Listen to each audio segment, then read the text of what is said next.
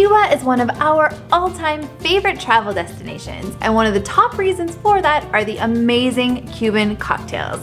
Today we're going to try making one of our favorite cocktails here at home, a classic daiquiri.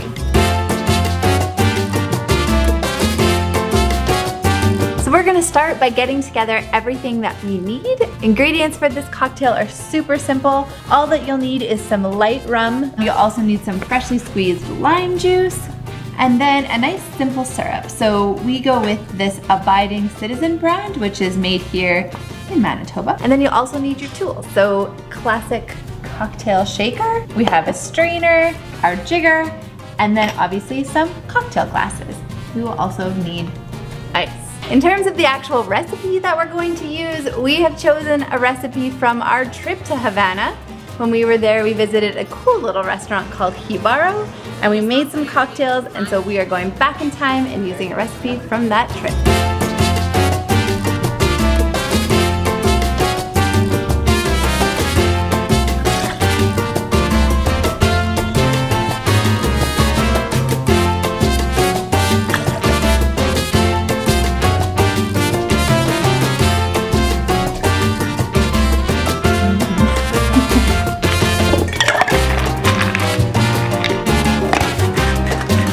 So the daiquiri isn't just a great cocktail, it's also a great story, and one of the best stories is around Ernest Hemingway, who popularized the drink.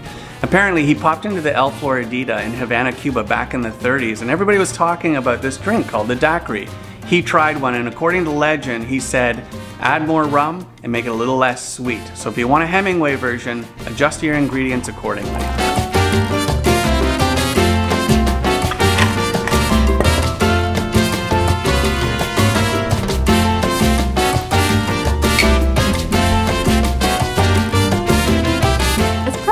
I love it. So this drink is delicious.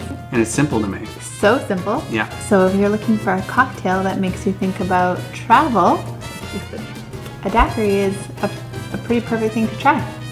It's like Cuba in our mouth. Exactly. Make sure you check out our video about how to make mojitos too. We actually made them in Havana at Jibaro, and that was a super fun night.